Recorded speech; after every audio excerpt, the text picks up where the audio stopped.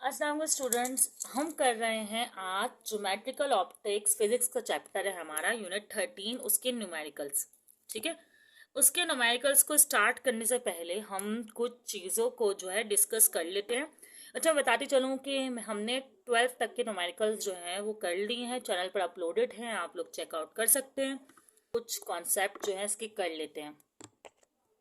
अच्छा, मैं आपको बताती चलूँ पहले कुछ चीज़ें कि मैं यहाँ पर बता दूँ। पहले हमारे पास ना लेंस के फॉर्म नोमेरिकल्स कर रहे हो आप या मिरर के नोमेरिकल्स कर रहे हो, तीन चीज़ें ज़रूर होती हैं। एक होता है आपका मिरर का फोकल लेंथ। अच्छा, फोकल लेंथ कौन वो जो रेडियस ऑफ कर्वेचर सब क्या होता है, इस पर मैं एक वीडियो बनाऊंगी। लेकिन हर में या तो आपके पास होता है एक फोकल लेंथ, सही है।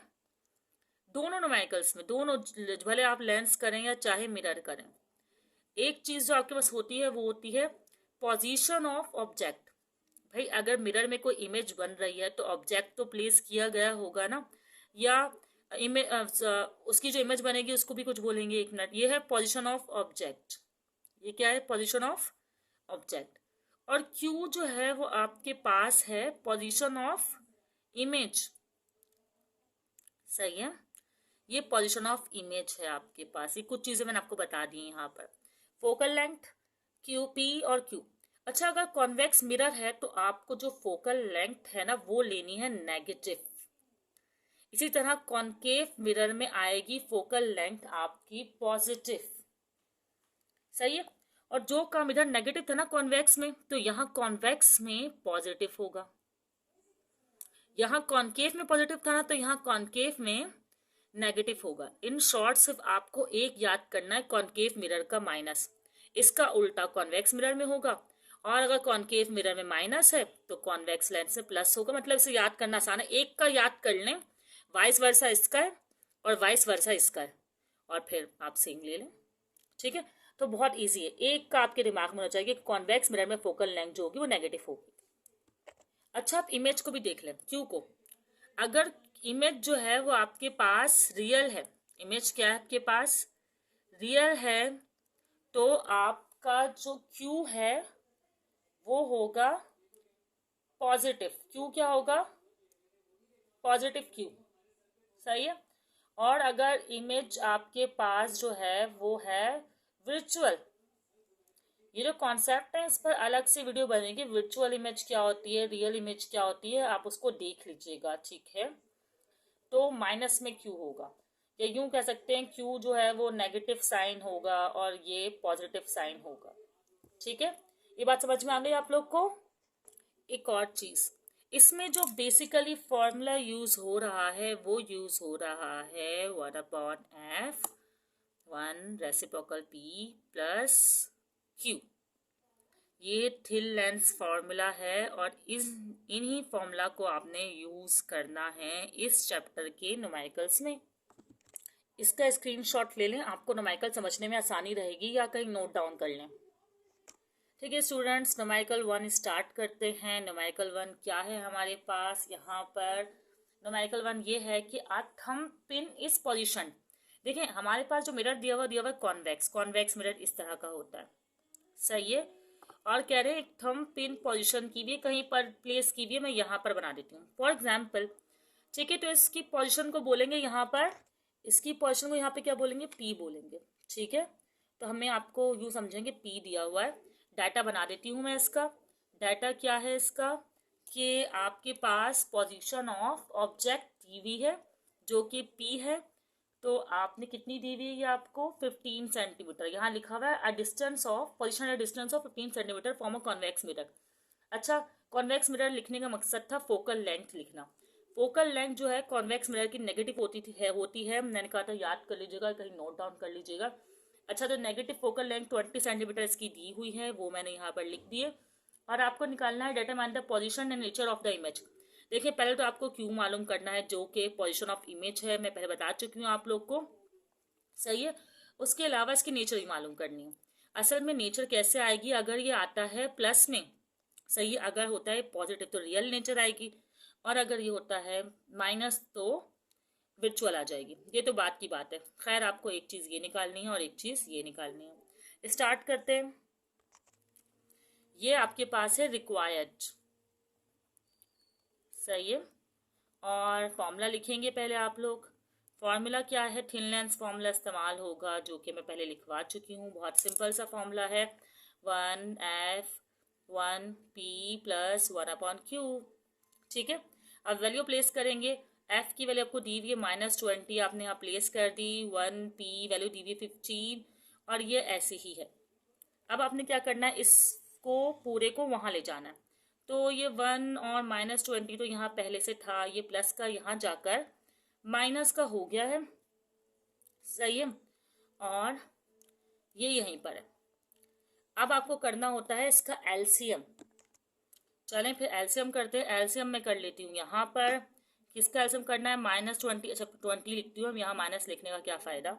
तो 2 से करती हूँ पहले, 10 × 15 ऐसे ही रहेगा। अब मैं कर लेती हूँ 5 से नहीं, 3 से पहले 3, तो 10 ऐसे ही रहेगा, और यह आ जाएगा आपका 5 सा।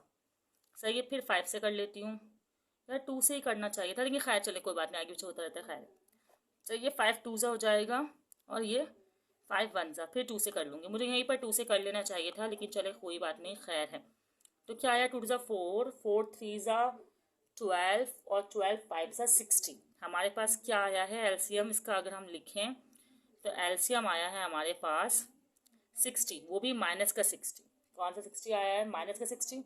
अच्छा अब देखेंगे 20 के टेबल में 60 कब आता है। 20 के टेबल में 60 आता है 3 टाइम्स करने पर, तो मैं इसको मल्टीप्लाई करूँगी 3 से।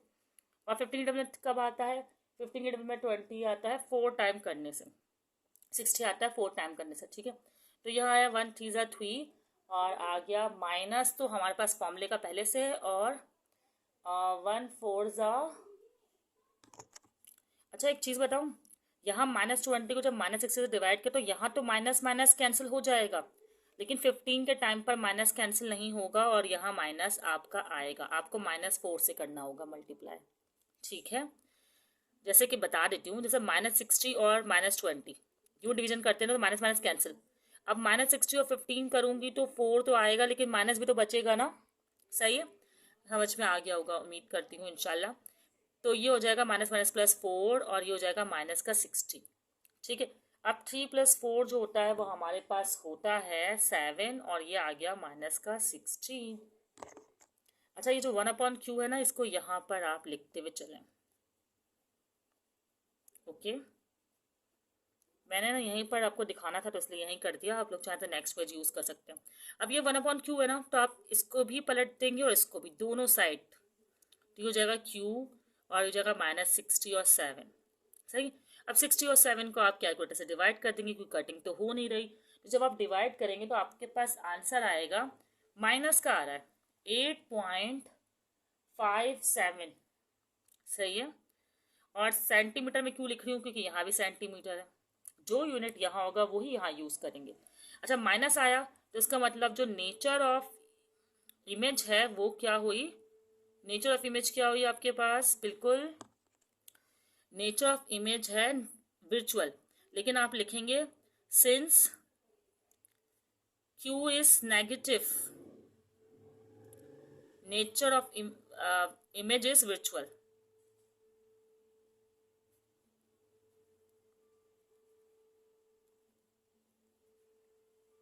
ठीक है। ये तो आपकी हेडिंग है। ओके। यहाँ पे आपको क्वेश्चन नंबर 1 हो गया। आप नेक्स्ट क्वेश्चन करते हैं। क्वेश्चन नंबर 1 बताते हुए थोड़ा टाइम लगा है, क्योंकि हमें डिटेल से बताना था, लेकिन अब जो है बाकी क्वेश्चन जो है बहुत जल्दी जल्दी कवर होंगे। स्टूडेंट्स नुमेरिकल नंबर 2 स्टार्ट कर रहे हैं हम। क्वेश्चन नंबर 2 लिख दिया मैंने, खैर कोई बात नहीं। इसमें कह रहे हैं N image is a specimen. अरे ये सवाल पढ़ते हैं ना, यहाँ पर बुक है मेरे पास, तो क्यों नहीं पढ़ेंगे आप। An image is a specimen appear to be 11.5 centimetre behind concave mirror. अच्छा इस बात को मैं एक्सप्लेन करूंगी, ये थोड़ी समझने वाली बात है। With a focal length 13.5 centimetre find the. आपको लग रहा है कि भाई ये क्यू दिया हुआ है, ये एफ दिया हुआ है, बस पी मालूम करना है, ऐसा नहीं है। जो क्यू दिया हुआ है उसके पीछे एक कहानी है जो मैं आपको समझा रही हूँ। बाकी ये एफ ही है, और आपको मालूम पी ही करना है, क्योंकि स्पेसिमेन डिस्टेंस मालूम करना है ना आपको। ये तो इमेज का दिया हुआ है आपको। सही है। चलें स्टार्ट करते हैं। भाई क्या है कि आपके पास जो मिरर है ना, वो इस वक्त मिरर कौन सा था वो तो मैंने देखा ही नहीं। कौन सा मिरर है भाई, कॉनकेव मिरर है। ठीक है। कॉनकेव मिरर जो होता है वो ज़रा इस तरह का होता है। सही है।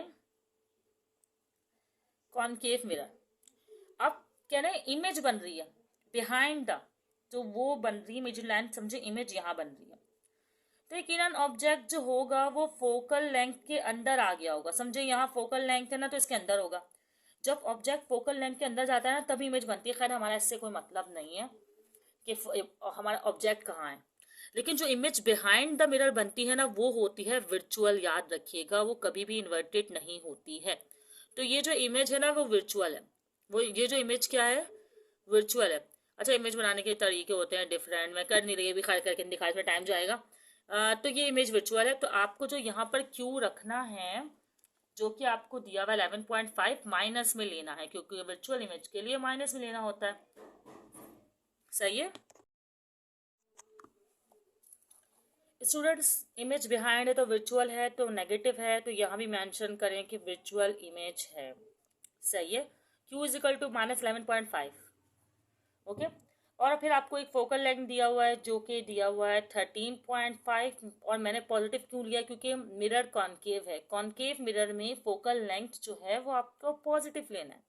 ठीक है, P आपको मालूम करना है, तो सॉल्यूशन स्टार्ट करते हैं। सॉल्यूशन की मैं डाल देती हूँ हेडिंग, और फॉर्मूला के एंड डालना चाहे तो डाल दें आप लोग। प्रेजेंटेशन का तरीका जो है मैं एंड में जो है जब आपके एग्जाम्स आने वाले होंगे तो एक वीडियो पेपर को प्रेजेंट करने के लिए भी बनाऊंगी।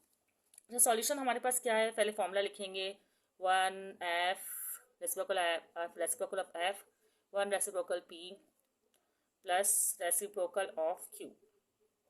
ठीक है, F हमें दिया हुआ है कितना 13.5, मैंने यहाँ मेंशन कर दिया, और P हमें दिया हुआ नहीं है, ये तो हमें मालूम करना है, और Q हमें दिया हुआ है। अच्छा, प्लस माइनस माइनस होता है ना, मैं डायरेक्ट माइनस ही लिख रही हूँ, क्या ब्रैकेट लगाऊँ और लिखूँ, ठीक है।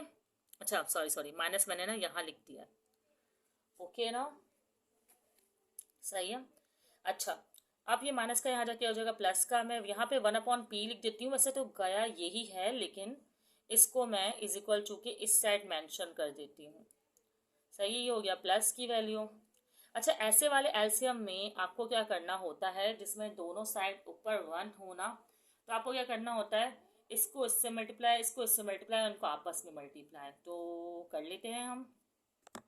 ठीक है, मल्टीप्लाई करूँ, 11.5 वन ज़ा 11.5 ही आएगा, और ये यहाँ आएगा प्लस 13.5। ठीक है, और यहाँ पर इन दोनों को मल्टीप्लाई जब करते हैं, कैलकुलेटर से करके बताती हूँ मैं आपको। ठीक है, इनको तो मैंने दोनों को मल्टीप्लाई किया ना तो मेरे पास आया 155.25। सही है, अब मैं क्या करूँगी, ऊपर वाली वैल्यूज को भी तो ऐड करना है, तो मैंने इनको ऐड करा है तो 25 आ गया, और यहाँ तो 155.25 आया हुआ ही है, और ये हो गया रेसिप्रोकल ऑफ P। अब आपको क्या करना है कि इसको भी ऊपर शिफ्ट कर देंगे, इसको भी, तो P 155.25 पलट देंगे, वैल्यू इसको ऊपर शिफ्ट करना क्या होता है। ठीक है, नीचे 1 मेंशन नहीं करते। अब इसको मैं डिवाइड करती हूँ, इसको डिवाइड करने के बाद कैलकुलेटर में मेरा आंसर आ रहा है 6.21 सेंटीमीटर, और बुक का भी आंसर यही है, तो यहाँ पर हमारा क्वेश्चन नंबर 2 भी जो है वो सॉल्व हो गया। सही, स्टूडेंट्स प्रॉब्लम नंबर 3 कर रहे हैं, डाटा बनाएंगे। पहले डाटा के लिए पेन ढूंढ रही थी, रहा पेन।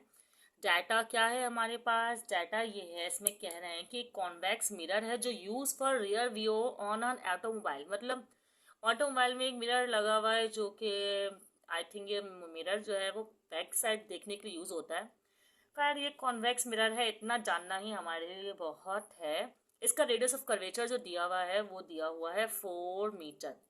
अच्छा, एक बात याद रखें कि जो रेडियस ऑफ कर्वेचर होता है ना वो फोकल लेंथ का डबल होता है, तो अगर कॉन्वेक्स मिरर में फोकल लेंथ माइनस होती है तो ये भी माइनस ही होगा, रेडियस ऑफ कर्वेचर भी माइनस ही होता है, क्योंकि कॉन्वेक्स मिरर में फोकल लेंथ क्या होती है, माइनस होती है, नेगेटिव होती है। खैर यहाँ तक आपने याद कर लिया। उसके बाद आगे लिखा हुआ इफ अ बस इज लोकेटेड। अच्छा, रियर व्यू में ना बस, टैक्सी जो भी पीछे से आ रहा होगा वो नजर आएगा। अब बस इज लोकेटेड, बस की लोकेशन दी हुई है, तो ये पोजीशन हो गई ना एक तरह से ऑब्जेक्ट की। ऑब्जेक्ट है ना हमारे लिए यहाँ पर, तो बस तो ये पी दिया हुआ है आपको 5 मीटर। और मालूम करने के लिए कह रहे हैं इमेज क्यू, मतलब पोजीशन मालूम करने के लिए कह रहे हैं, और इसके अलावा साइज भी मालूम करने के लिए कह रहे हैं, हाइट कह दें या साइज कह दें, ठीक है। साइज ऑफ इमेज भी मालूम करने के लिए कह रहे हैं। अभी मैं इसको हाइट कहूँ या नहीं कहूँ, पहले मैं चेक करना पड़ेगा, सही है। मालूम करने के लिए कह रहे हैं, ये भी मालूम करने के लिए कह रहे हैं, और नेचर भी मालूम करने के लिए कह रहे हैं। तो 3 चीज़ें मालूम करने के लिए कह रहे हैं। खैर पहले तो हम निकालेंगे क्यू, सही है। सॉल्यूशन स्टार्ट करते हैं, क्यू निकालते हैं। फॉर्मूला मैंने आपको एक ही लिखवाया था, तो अभी उसी फॉर्मूले को यूज़ करना होगा। वो फॉर्मूला क्या है? 1/f is equal to 1/p plus 1/q। अब मुझे क्यू निकालना है, तो मेरे पास एफ नहीं है, पी है। एफ पता है आपको क्या करना है? एफ आपको ये करना है कि जो आपका आर है ना, उसको डिवाइड कर देना। तो आर हमारे पास 4 है ना, तो एफ आ जाएगा हमारे पास 2। वैसे मुझे यहाँ पे जगह छोड़ के मैं यहाँ पर कर सकती थी, यहाँ भी कर सकती थी, लेकिन खैर मैंने यही दिखा दिया। 2 मीटर आ गया, सही है। अच्छा 4.00 था, मैंने नहीं मेंशन किया, इससे कोई फर्क नहीं पड़ता, डोंट वरी।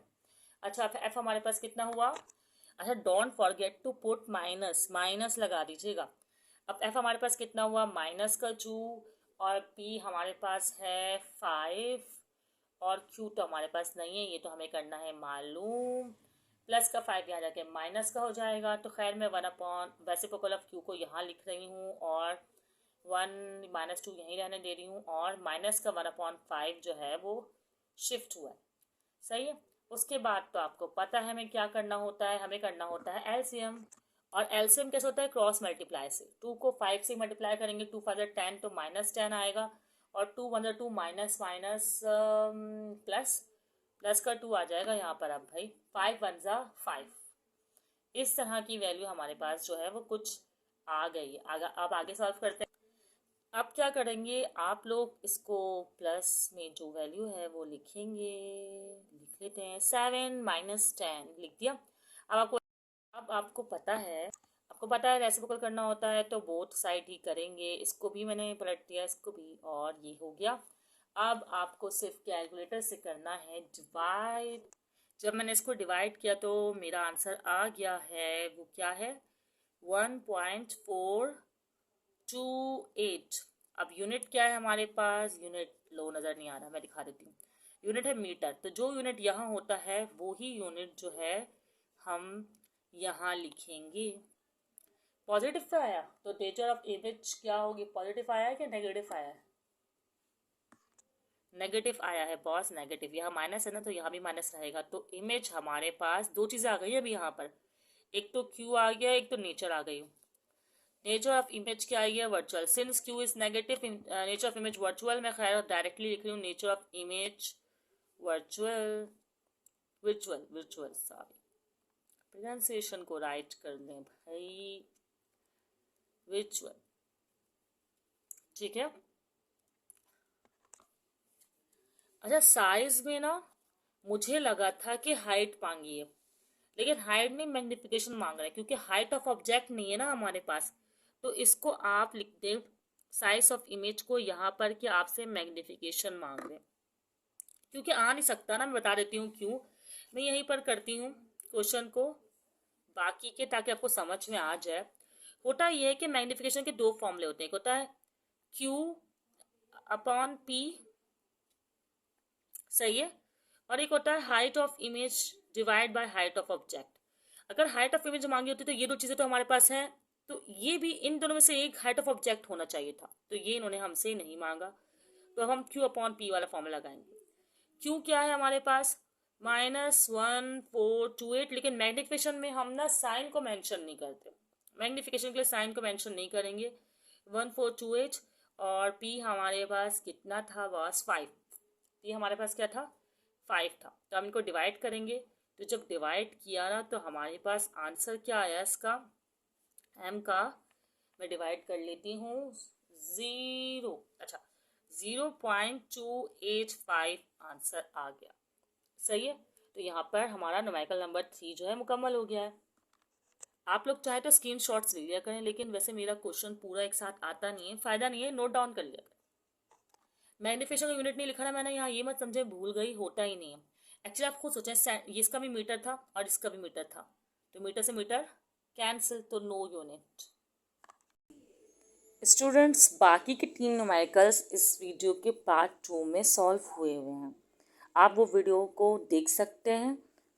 कोई क्वेश्चन हो तो कमेंट सेक्शन में पूछ लीजिएगा। अल्लाह हाफ़िज़ स्टूडेंट्स।